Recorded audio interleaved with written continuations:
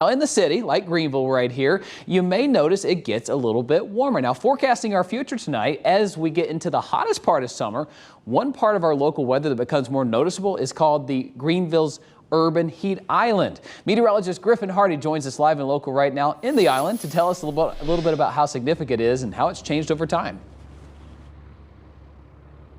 Yeah, that's right, Chris. We're at the Greenville Downtown Airport now, and we're here for two reasons. Number one is we have an official weather station here. There it is off in the background. You see the windsock behind me. That's where we get temperature officially recorded here at the downtown airport. Also, number two is that the airport itself is well within that urban heat island. It is surrounded by a lot of development. The temperatures are a lot warmer here by about 4 or 5 degrees on average. And it's also really easy to measure here because we get a good comparison between the downtown airport and the GSP airport in Greer, which is about 9 miles away. Let's dive into it a little bit more.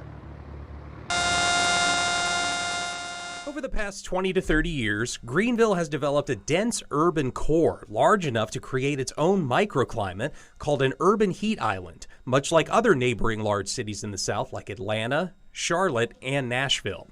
Here's how it works. The main reason temperatures are often warmer here in Greenville compared to other places in the upstate is simple: vegetation.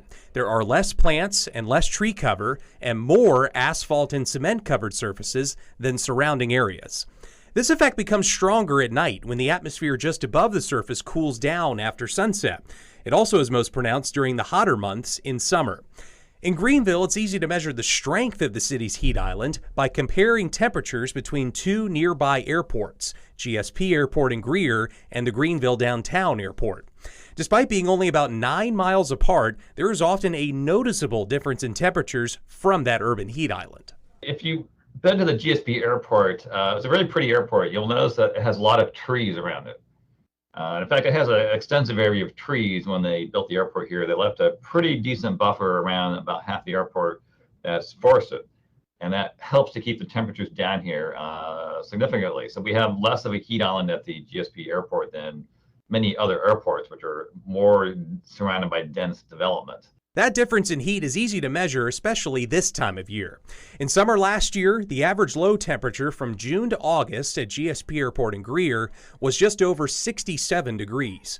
On the other hand, the downtown airport was just over 71 degrees, almost 4 degrees warmer on average. If you've ever walked across an asphalt highway on bare feet in the summertime, you know it can be really hot. In fact, it can be painful. People can have their feet burned by walking on asphalt in the summertime.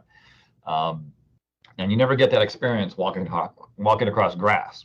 The biggest consequence from the heat island is increased heat stress on our hottest days. It takes much longer to cool off when temperatures don't cool as quickly at night as they do in more rural areas.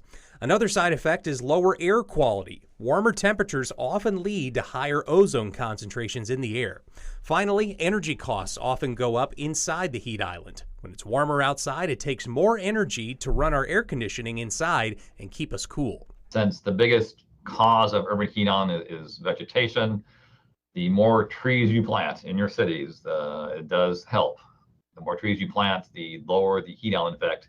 It's probably not possible to get rid of it completely, since you can't get rid of all those buildings and all those roads and sidewalks and so forth. But you can, if you tree line your roads, and you may have to wait a couple of decades for the trees to get big enough to matter, it does make a difference, and it makes cities a little bit more livable, at least in the summertime.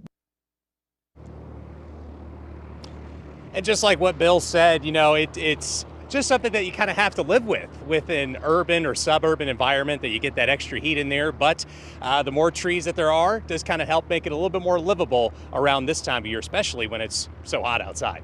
For now, reporting live in Greenville, meteorologist Griffin Hardy. I'll send things back to you.